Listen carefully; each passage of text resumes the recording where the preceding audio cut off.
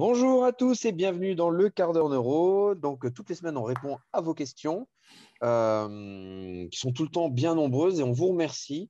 Et cette semaine, on a eu une question, c'est pas commun, c'est une question sur les sports automobiles.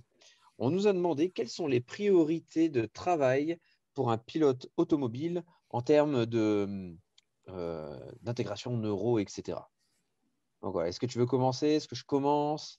Écoute, je Nous te laisse commencer. commençons. Je te laisse commencer. Vu que Romain Ok, n'est pas là, c'est que toi ou c'est moi. ok. Donc, moi déjà, ce que j'irais checker, c'est déjà tous les réflexes archaïques liés au cou. Hein, parce que si tu as des difficultés, s'il y a un réflexe tonique asymétrique du cou qui est encore présent avec la personne, dès qu'elle va tourner la tête, boum, son bras, il va se tendre d'un côté et du coup se fléchir de l'autre côté, bah, ça va entraîner des problèmes de tonus de la posture au niveau du volant, etc. Bon, ce qu'on dit là fonctionne très très bien avec les sports aussi guidés, enfin, avec un guidon, quoi, moto, VTT, etc. Parce que si tu es en train de descendre une pente et que d'un coup tu regardes à droite et tu as un bras qui se fléchit et l'autre qui se tend, ça va faire un truc un peu bizarre. Donc voilà, il y a le réflexe tonique asymétrique du cou à regarder, il y a tous les réflexes au niveau des mains, mais il y a le réflexe au niveau du cou et tout ce qui est autour de l'œil qu'il va falloir bien checker pour être voilà, au maximum de ses capacités. Euh, je ne vais pas trop entamer tout ce qui va être de l'ordre de la neuro, parce que je pense que tu vas en parler, etc. Mais forcément, s'il y a des problèmes de cervelet, ça va être un petit peu compliqué aussi, quoi. C'est clair. Ok, bah, je vais dire alors. Ouais, bah, après, il y a une chose qu'on a quand même dit, et je pense que si vous nous suivez régulièrement, c'est que vous aurez quand même bien compris qu'avant de développer un athlète, on essaie avant tout de développer l'homme, avant toute chose en fait. Et tu vois, tu parlais des réflexes archaïques juste avant, et bah, c'est des réflexes qui, d'une part, vont non seulement parasiter, on va dire, sa pratique sportive, qui est le sport automobile. D'accord? Après, je ne sais pas quel sport automobile c'est, mais également dans sa vie de tous les jours, encore une fois. Donc parasiter la performance, mais c'est aussi parasiter la vie de tous les jours et ça peut être aussi tout autant problématique. Mais c'est sûr que quand tu es dans un cadre sportif compétitif, c'est là où les déséquilibres ressortent le plus. Donc c'est peut-être pour ça de sa question. Après, moi, il y avait un pilote automobile que je suivais, ici en Suisse, qui, sur longue distance. Et le travail qu'on avait mis en place, et effectivement, donc comme tu l'as dit, c'était déjà tout ce qui est autonomie cervicale, d'accord? À la fois, comment on aime bien le travailler au niveau de la proprioception, c'est-à-dire bien ressentir les différents mouvements cervicaux. Ouais, c'est ça. Ouais, c'est bien, c'est bien. Je C'est m'améliore bien entre les dit. podcasts, tu vois. Entre les différents mouvements cervicaux, mais aussi dans la stabilisation. Et notamment, on parle du réflexe vestibulo-colique, donc cervical, qui, à mon sens, est quand même primordial, qui est donc en lien avec le système vestibulaire. Donc ça me semble une priorité. Donc ça, c'était une des choses qu'on travaillait. Donc le système vestibulaire, donc le système vestibulaire, encore une fois, c'est l'organe qui sert d'équilibre. Et donc c'est en lien notamment avec stabiliser le regard. Donc on parle du réflexe vestibulo-colique, donc qui est de stabiliser le cervical, mais on va par extension aussi parler du réflexe vestibulo-oculaire, qui est de pouvoir bouger la tête tout en fixant les yeux une cible. Et Dieu sait que dans une voiture, ta tête elle bouge. Il ne faut pas que tes yeux ils partent dans tous les sens. Il faut que tes yeux soient stables pour pouvoir vraiment voir la route.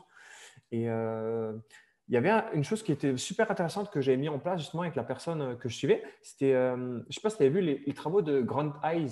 Je ne sais pas si je le prononce bien, mais sur tout ce qui était BET, c'est ça, SOMA. Donc, Ouais, ouais, ça va Brain, training. BET, c'était Brain Endurance Training. Donc, c'était tout ce Mhm. qui était travail d'endurance du cerveau par le biais de la vision. D'accord. Et ça, c'était super intéressant. Donc, il y avait énormément. À la fois, tu pouvais faire un testing et à la fois, donc l'entraînement. Personnellement, vous pouvez regarder. On n'a aucune action dessus, donc vous pouvez juste aller voir tout simplement. Mais franchement, ce qu'il propose, c'est vraiment intéressant. Ouais. Et donc voilà un petit peu les axes que moi je vois. C'est tout ce qui est endurance visuelle, donc entraînement du cerveau, tout ce qui est système vestibulaire, système proprioceptif. En fait, c'est un petit peu tout le temps la même chose en fait quand tu penses, parce qu'en fait, tu développes l'homme avant toute chose. Ouais, c'est Mais ça, c'est après, encore toujours une la fois, base. ouais, mais tu vois, en plus, dans le sport automobile, il y a quand même pas mal de paramètres qui sont à prendre en compte. On va dire que quand tu fais du foot, par exemple, au pire, tu peux rater un contrôle ou te blesser. quand tu es dans un sport automobile, au pire, bah, tu peux mourir. Je vais un peu à l'extrême, mais Ouais. on va dire que la moindre erreur se paye cash et qui peut être très, Et très, puis ils très prennent impactant en des. fait. En fonction du sport automobile aussi, c'est pareil, si on pense à la F1, ils prennent des sacrés jets dans la tronche. Donc Ah ouais, voilà, ouais. il faut être bien prêt, il faut travailler son système vestibulaire au taquet. La vision, comme tu l'as dit, c'est super important. Quand des fois on fait des tests, sur les tests de base, hein, tu sais, Ouais, quand ouais, on ouais. fait le test des saccades et qu'on dit aux gens allez rapidement d'aller chercher cette deux cibles et qu'on on va venir travailler là sur tous les cadrans et qu'on s'aperçoit, il y a des gens, ils sont incapables d'aller dans certains cadrans parce qu'ils n'ont aucune endurance au niveau de la saccade. De ouf. Ça, Ouais. c'est super problématique pour un pilote de F1 qui, des fois, va devoir peut-être regarder rapidement à gauche, à droite, etc. Surtout s'ils sont serrés, etc. Mais alors, je dis ça pour la Formule 1, mais c'est d'autant plus vrai pour d'autres sports automobiles. Mais tu vois, ça me Même fait penser à les ce que conducteurs tu de dis. kart, c'est pire. Je dirais même que le kart, c'est Ouais. pire, tu vois. Comme dirait Mario, exact. Mais, mais Mario Kart, bref. Let's go! Let's go! Mais tu vois, là, en fait, dans le système visuel, alors c'est sûr que c'est quand même celui qui te permet quand même de diriger plus que tout ce qui est l'aspect moteur. Mais c'est ça qui va prendre les informations. Et là, il y a énormément de capacités et de facultés au niveau oculaire qui sont à travailler. Tu as la vision périphérique. Imaginons que tu as un champ à droite qui est plus développé qu'à gauche. Ben, peut-être quand tu vas tourner à droite, ben, tu auras plus d'aisance qu'un virage à gauche.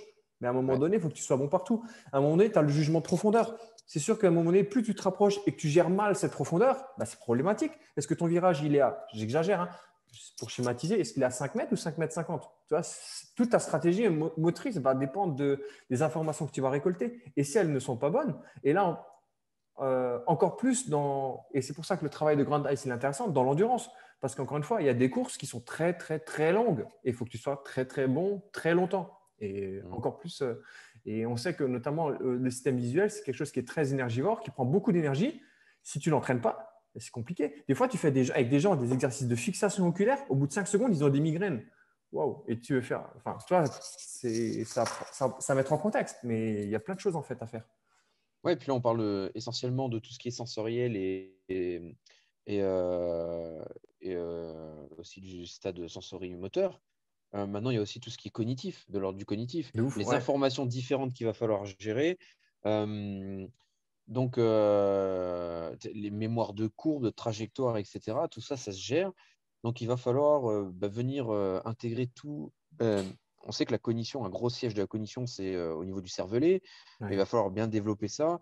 Mais il y a aussi beaucoup de réflexes archaïques qui mettent en place cette cognition. Il va falloir aller les stimuler pour que le coureur automobile soit au taquet lors de son événement. Et alors, ça se stimule à l'entraînement, ça se stimule forcément aussi le jour de la compétition. C'est avant de monter dans la voiture, peut-être juste réveiller le système nerveux central en lui disant, c'est maintenant que tu dois être au taquet. Mm. Et peut-être profiter, c'est pas, alors je sais pas comment ça se passe exactement, dans quel sport c'est, mais s'il y a des pit stops, s'il y a des arrêts, etc. à faire, profiter de ces moments-là pour faire peut-être une restauration avec du système nerveux en faisant tout simplement un exercice qui va être high perf, qui va être un exercice qui va tout de suite améliorer la capacité de la personne. Ça se teste avant, mais le placer en compétition à des moments de Ouf. pause, ça peut être vraiment, vraiment, vraiment génial, apporter une plus-value immédiate. Et sur ce que tu me disais aussi dans les courses longues, et là, je pense que ce sera peut-être plus à même que moi par rapport à ce que tu as expérimenté, mais aussi l'alimentation, non pas d'un point de vue des glucides, lipides, protéines, tout ce qu'on voit, mais d'un point de vue du système nerveux qui vient te l'activer Ouais. Ah et bah, c'est sûr adapter que ton si tu manges alimentation. un gros steak juste avant de partir sur une course, ton système nerveux il va avoir plus tendance à vouloir aller dans le repos que dans l'activation. Donc voilà, il y a Pourquoi? aussi, de toute façon, toute approche est holistique. Il va falloir gérer un ensemble, comme la visualisation. On en parle aussi, ça, dans la formation, de tout ce qui est préparation mentale, parce que ça fait partie de l'aspect de la reprogrammation neuroposturale. Il va falloir aussi travailler sur la visualisation, voilà, comment il va se sentir au moment où il va y être, etc. etc. Donc, le, l'alimentation, comme tu l'as dit, a une place super importante. Si tu bouffes un gros steak, une grosse entrecôte à midi, à 14 heures, ton système nerveux, il va dire bon, j'ai besoin de digérer là. On va se mettre au repos. Mais si toi, tu lui donnes une information qui est antagoniste en lui disant non, c'est maintenant qu'il faut que je sois activé, ça va être chaud, quoi. Donc, peut-être plus apporter des carbs et des lipides, tu vois, euh, avant de partir, plutôt que vraiment des protéines lourdes. Voilà. Ça, c'est un petit peu l'approche réflexive de Julien Pinot. Donc voilà. Julien Pinot on peut le dire, en tease, qu'on va recevoir. Vous savez, on fait un webinaire par mois en général. Et on s'est dit, tiens, un webinaire sur 3, on va inviter une personnalité. Et puis, Julien Pinot, on va l'inviter la fin mai pour qu'il nous parle de la posture parce que, attention, vous n'êtes pas prêts.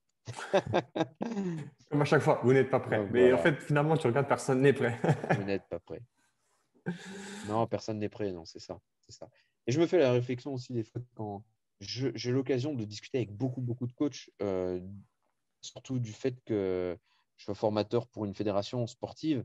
Donc, je discute avec énormément de coachs régulièrement, c'est quotidiennement, j'ai des mails tous les jours.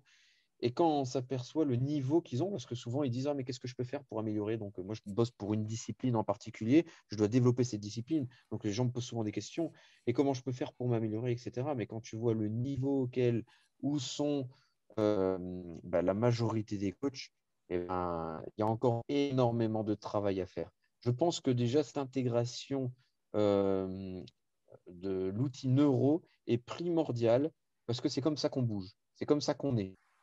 Et malheureusement, ce n'est pas acquis du tout pour les coachs sportifs. Alors qu'ils sortent de licence, de master, de BP ou de brevets fédéraux, encore moins du coup, mais personne n'en parle.